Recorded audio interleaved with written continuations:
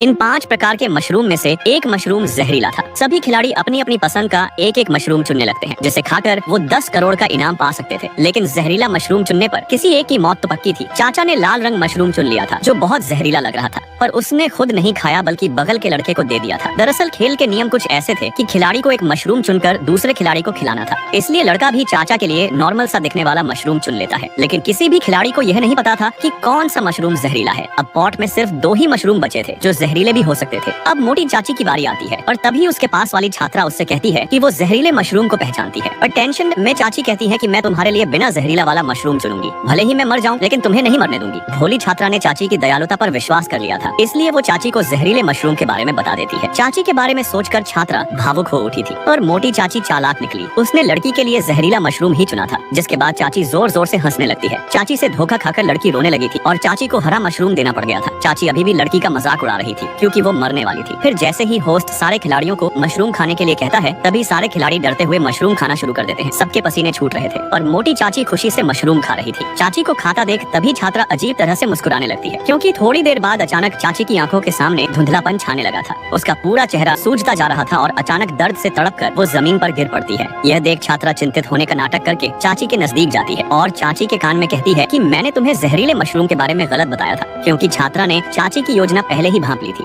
इसलिए उसने चाची के साथ शुरू से ही यह पूरा षड्यंत्र रचा था। जब होस्ट चाची की मौत की घोषणा करता है तो लड़की पागलों की तरह हंसने लगती है। लड़की को चुड़ैलों की तरह हंसता देख पास खड़े चाचा हैरान हो जाते हैं, क्योंकि वो तो लड़की को पहले गेम से ही छोटी बच्ची समझ रहे थे।